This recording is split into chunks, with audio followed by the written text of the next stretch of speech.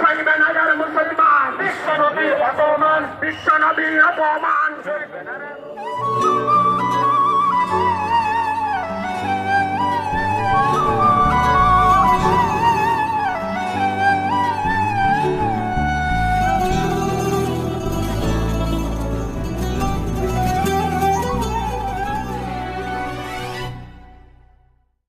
France দূতাবাস ঘেরাও কর্মসূচি পূর্ব গণজমায়েতে উপস্থিত সংগ্রামী সভাপতি, আন্দোলন সংগ্রামের মহানায়ক শেখুল হাদিস আল্লামা নূর হোসেন কাসেমী, উপস্থিত হেফাজতে ইসলামের কেন্দ্রীয় মহানগরী নেতৃবৃন্দ, আজকের এই জমায়েত থেকে স্পষ্ট পেগাম শুনিয়ে দিতে চাই, যারা মনে করেছিলেন শাপলা চত্বরে হেফাজতে ইসলামের রক্তের মধ্য দিয়ে হেফাজতের মৃত্যু ঘটেছে, আজকে তাদেরকে বলতে চাই শাপলার শাহাদাতের মধ্য দিয়ে হেফাজতের পুনর্জাগরণ হয়েছিল।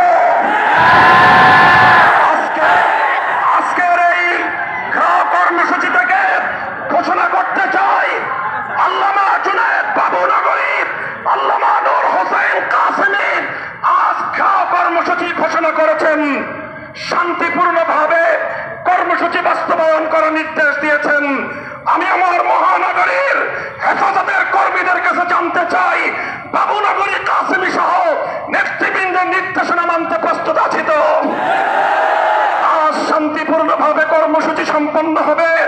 যদি এতে সরকারের কানে পানি না ঢুকে, আর যদি ফ্রান্সের রাষ্ট্রদূতকে তলব করে তাকে তীব্র নিন্দা জ্ঞাপন না করা হয়, আর যদি ফ্রান্সের পণ্য বয়কট না করা হয়, আগামী দিনে যদি কঠিন কর্মসূচি ঘোষণা করা হয়, ফ্রান্স দূতাবাসের এক একটা ইট খসিয়ে ফেলা হবে।